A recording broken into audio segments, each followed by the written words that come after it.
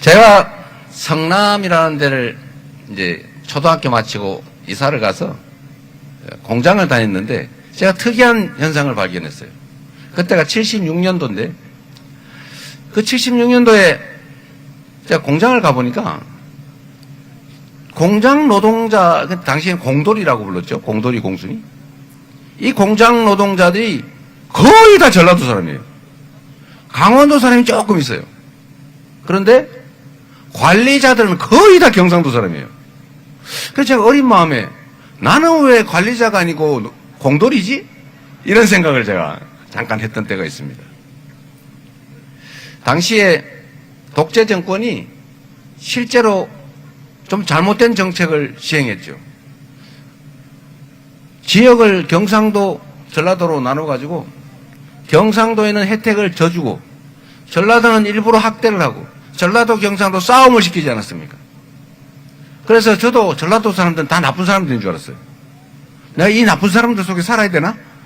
전라도 사람들은 뭐 거짓말도 잘하고 뒤통수도 잘 치고 뭐 그런다는데 이런 얘기를 하도 많이 들어가지고 똑같은 입장에 처해 있는 이 경상도 출신의 공돌이가 그런 생각을 했으니 다른 사람들은 오죽했겠습니까? 그런데 여러분, 그때는 경상도 인구가 많고 전라도 인구는 적고 그러다 보니까 경상도를 집중적으로 지원하면서 분할을 해가지고 소위 분할 지배 전략을 했죠. 저쪽이 미워해도 이쪽이 지지하면 권력을 유지할 수 있어요. 나쁜 짓이었죠. 그래서 지역 감정이 생겼잖아요. 그런데 지금은 또 어떻게 됐냐? 지금은 경상도라고 혜택 주는 게 없죠, 여러분. 경상도라고 특별히 더 주는 거 있어요? 제가 보니까 경상도나 저 전라도, 광주나 뭐 전남이나 전북이나 다를 바가 없어요. 지방이라서 똑같이 수도권 집중에 따른 피해를 입고 있더라고요. 그런데도 왜 그 당시의 정치 구조는 계속 유지되고 있을까? 그런데 여러분, 제일 안타까운 건 최근에 이런 일이 벌어지고 있습니다. 정치 권력이 유능하면 편 갈라가지고 이쪽은 내 편, 저쪽은 남의 편 해가지고 편싸움 할 필요가 없어요. 잘하면 국민이 인정해 주지 않습니까?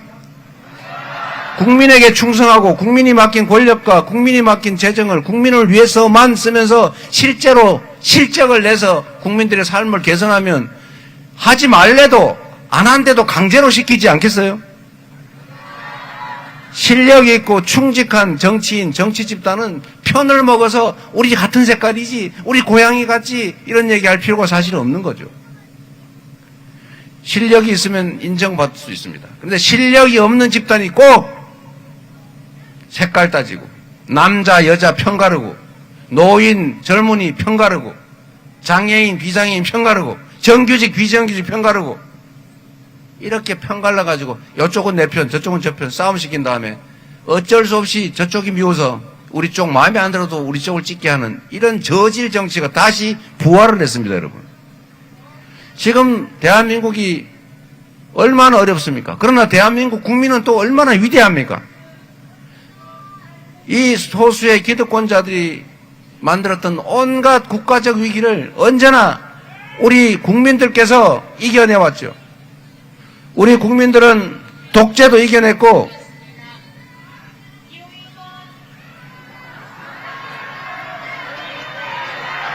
잠깐 들어주시죠. 네.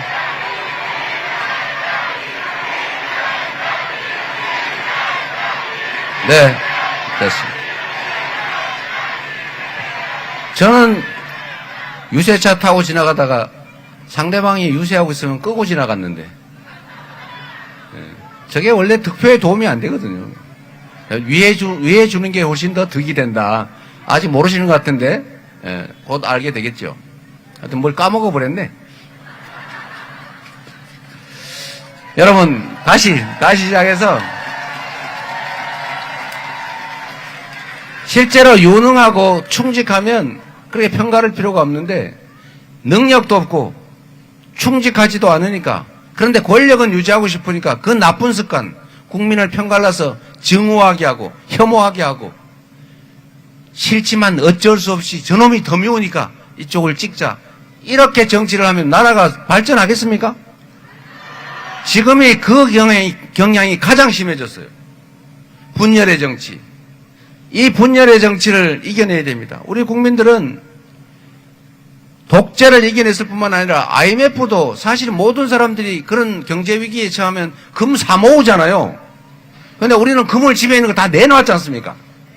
그걸 보고 전 세계인들이 야, 대한민국이 지금은 위기지만 저 동네는 반드시 살아나겠네. 저렇게 이타적이고 공리적이고 사회적인 국민들이 어디 있냐. 그래서 한국 믿고 투자한 겁니다. 돈 빌려준 거예요. 그래서 IMF를 쉽게 극복했죠. 빨리.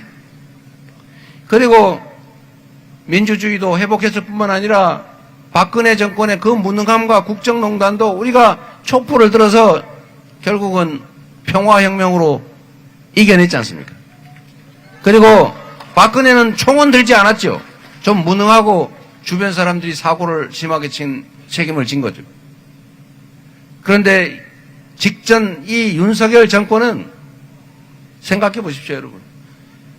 국민이 맡긴 총칼로 국민을 지키라고 했더니 국민에게 총구를 들이댔어요. 주인을 살해하겠다고 협박한 거 아닙니까? 이게 심부름꾼 일꾼의 대리인의 자격이 있는 것입니까? 그러나 여러분, 우리 위대한 대한민국 국민들은 맨손으로 장갑차를 맞고 자동소총 총구를 부여잡고 결국은 그들의 그 내란 군사 쿠데타를 진압했습니다. 그리고 모레 우리 국민들은 총알보다 더 강한 투표지로 이 나라가 대한민국 국민이 주인인 진짜 대한민국이라는 사실을, 민주공화국이라는 사실을 증명하지 않겠습니까? 여러분이 바로 그 주역 아닙니까?